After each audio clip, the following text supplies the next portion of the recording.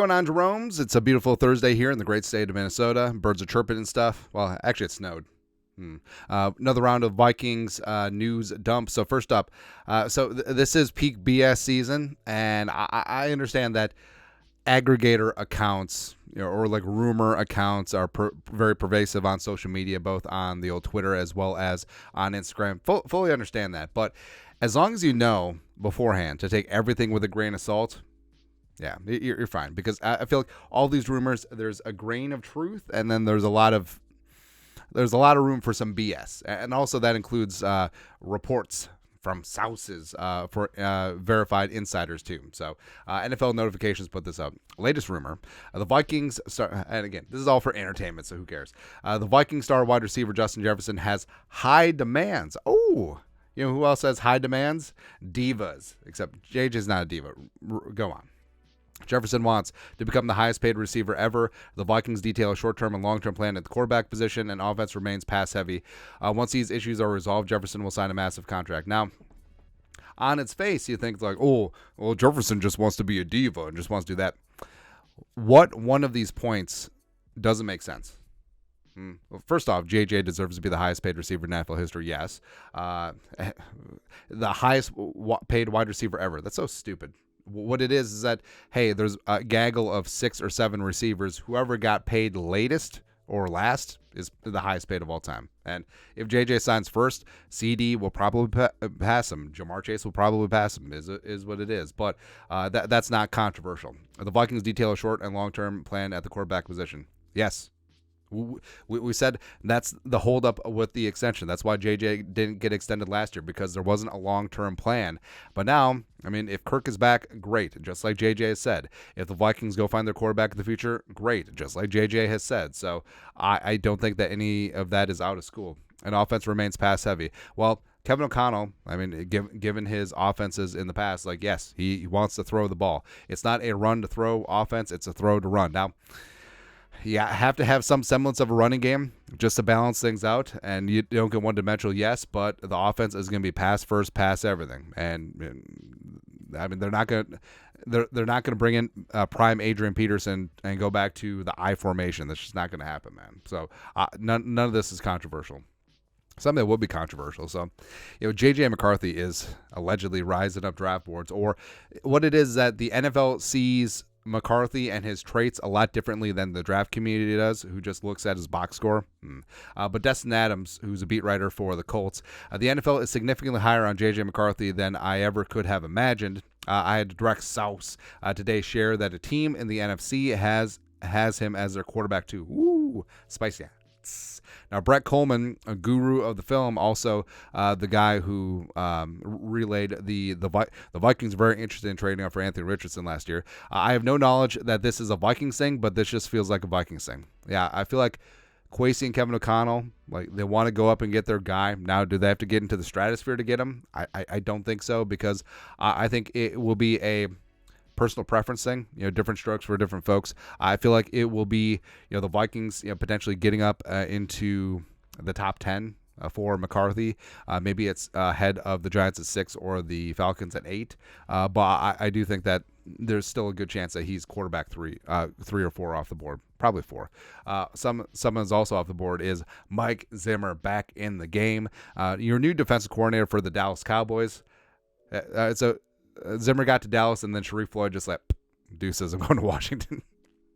Which is great, man. But Zimmer, future interim head coach, seen with the future former Dallas Cowboys coach. It's great times. But Zimmer had a great line. So this is from Todd Archer, beat writer for the Cowboys.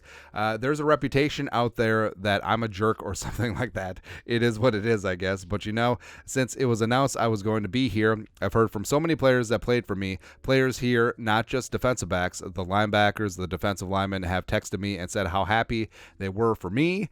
I think if I was such a jerk, I wouldn't be hearing from those guys. Well, yeah, you're hearing from guys in other teams because you're not coaching their team. Nah, I'm just playing. Like Zim is gruff. Zim is demanding, but I think there's a pretty thick line between just being an a-hole just to be an a-hole versus having standards and also trying to drive your team to be the best they could be. Now, is Zim old school? Yes, certainly. And Kendricks has talked about the change from the fear-driven organization. Not naming names, but it's pretty clear that he was talking about the Spielman and Zimmer regime. And also, Brian O'Neill. No one's gonna say hi to Brian O'Neill in the hallway, man. Come on. Also, hey, I wonder if Sharif Floyd texted him. It's good times. Good times, man. Also, Jaron Kearse is on the Cowboys, but he's going to be a free agent. I wonder if he sticks around. But I do wonder if, with Zimmer in Dallas, if guys like Anthony Barr, who was Zimmer's first draft pick here in Minnesota, if he returns to Dallas for the second time, or Harrison Smith, if he's cut by the Vikings, which I think is likely if he doesn't retire, saving the Vikings $11.3 million in cap space, if he goes down to Dallas for a year. But we'll see. And I think with Zimmer's, if you're a star, like, he's got you. If you're not, he doesn't. One of those spots. Who knows? Something that Kirk Cousins always has. Always has time for community, and he's very good at this. So Kirko on the gram had fun breaking bread at the kindergartner's Valentine's party. Was a pleasure to bartend with the strawberry lemonade and puppy chow. Now, I assume this is the kindergarten for one of his kids.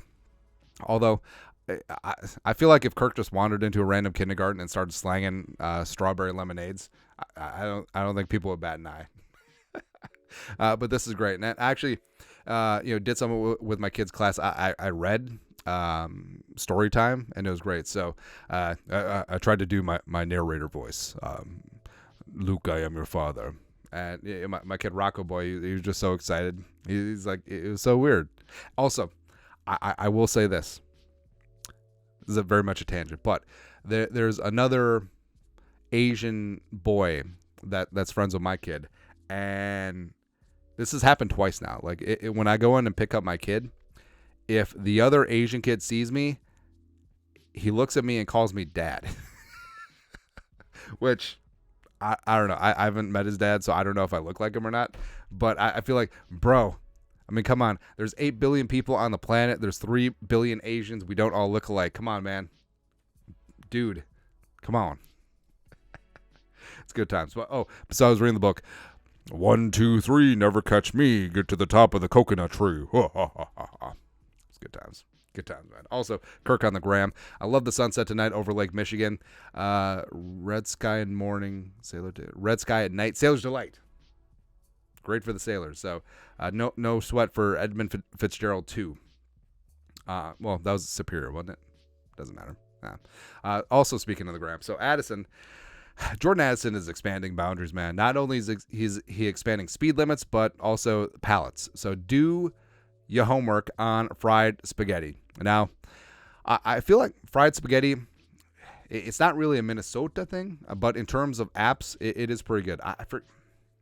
Did I have it in Cincinnati? Cincinnati, of course, is famous for the chili, but I feel like I had that as an appetizer in the Queen City. But, I mean, fried spaghetti is pretty damn good. Also, the fried mac and cheese balls at the State Fair, delightful.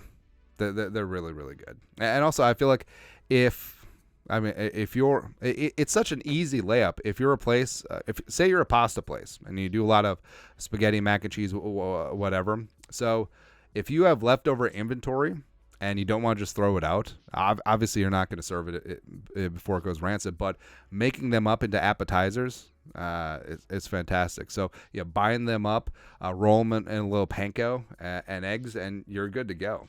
And they are pretty damn good. Not gonna lie. So Addison knows what's up. Also, someone who knows what's up. I wish Addison knew more about Super Bowls and Mahomes knew more about food, because Mahomes eats steak with ketchup. Also, well done. But Neil Payne, who formerly, I believe, at PFF and also, I don't know, some other site, but he's great with stats and anecdotes, and this one is phenomenal. Since 2001, the Chronic, there have been 125 drives in the NFL postseason where it was at least fourth quarter and there was under a minute to play, and the team on offense trailed by 7 points or fewer at the start. So 2001, first year Tom Brady, blah, blah, blah. There are There are your standard clutch moments for a football team, the do-or-die drives that win and lose critical games. Out of those 125 drives, only 40% of them saw the team on offense pull off the magic trick and get the points they needed. Some quarterbacks are pretty good at it, such as Tom Brady, who went 5 of 11, 46%, or Drew Brees, who went 3 for 6, 50%. Hey, sample size, bro. Only Patrick Mahomes, though, is 7 for 7 or perfect in those dire situations. So, I mean, you could say there's some puck luck involved, sure, some dropped interceptions, some bounces that went their way, but you can't deny that when the game is on the line, the kid is just an assassin. And he's doing it with, like, Kadarius Toney and MVS and Mecole Hardman at receiver. I mean, come on. I mean, yes, I fully understand that Brady in the first Super Bowl was like Troy Brown and David Patton and whatnot, but, I mean, come on. Come on. It's almost like Brett Veach is having a science experiment to see how bad of receivers they could have, and Mahomes still wins. Like, they could have signed DeAndre Hopkins for nothing this offseason. I don't understand it, man. Something I do understand is, love seeing Everson Griffin having his life together and thriving and just living the good life. So he's putting together a 12-week program in conjunction with that's not it. Program ran by 4 times. Strength, agility, and skill program, March 4th. Only 50 spots available. It's gonna be hardcore. So just imagine, putting in a workout, and people work out on their own. Do their own thing. Usually do things that they're good at. A little push-pull day action, a little leg and upper body and all that stuff, and it's great. I mean, you do what you do, but I feel like this would be intense. I feel like this would be like joining the Green Berets or the Navy SEALs or something, because I feel like it's going to be a hard workout. Like, crank up your Orange Theory workout by 10 or your workout of the day. And then also you have Everson just like doing the Everson face and yelling at you, which is great, man. But again, love seeing Everson Griffin, finding purpose and living the good life after retirement. Also, 2 free agents for the Vikings getting their workout on. Hey, maybe Everson should yell at them. I don't know, man. But KJ and Josh Dobbs, awesome seeing them work out. Not sure where this is at. Probably one of the workout hotspots, Texas, Florida, somewhere in there. But KJ and the Passionate putting in work. Maybe they're going to join forces. And I predict this at the start. I think Josh Dobbs will sign up to be Anthony Richardson's backup in Indianapolis after Gardner Minshew goes elsewhere. And frankly, KJ and the Colts, I mean, they definitely need some help at wide receiver. I mean, Pittman, they might franchise tag Pittman, but Josh Downs, if he can stay healthy, KJ in that mix, let's go. Kind of like it, man. But it's cool, the fact that Dobbs, I mean, well, they could have worked out together before, but it's cool that, Dobbs and KJ were teammates for half a year and they're still working out. Also, so this legitimately gets more funny every single time I read it. But Sauce Gardner, who low-key is hilarious. Sauce Gardner is funny as hell, man. But he put this out. I was in Vegas, and long story short, somebody did a card trick, and I'm 1,000,000% that the cards were in my palms. At the end, he said, "Now it's a block of glass. Move your hand." And a block of glass was in my hands instead of the cards. I'm not going back to Vegas. And I mean, street magic will shock you. And I've had this done before too, where it's like, you're holding the card in your hand and you know that it's the 7 of spades, and then all of a sudden the guy snaps his fingers and it's the Queen of spades and he has your watch for whatever reason, and then you look and the 7 of hearts is in your wallet for I don't know. I don't know. I understand that there's a logical explanation for everything, but some of it is just voodoo, man. It's like the great clips where the mind reader guy, what's his name? I don't know, but he goes around to all his various teams, and then all of a sudden he's guessing guys' birthdays and like their prom dates, names, and all of this stuff, and just completely information that he should not know, and all the players are just like, This is dark magic. This is not good. This is like Harry Potter. This is like going to ruin the world type stuff. The Mentalist. God, yeah, forget his name. But anyways, all right, so that's it. That is this Vikings news dump on Thursday. You guys are the best. You know what to do. Skull production value.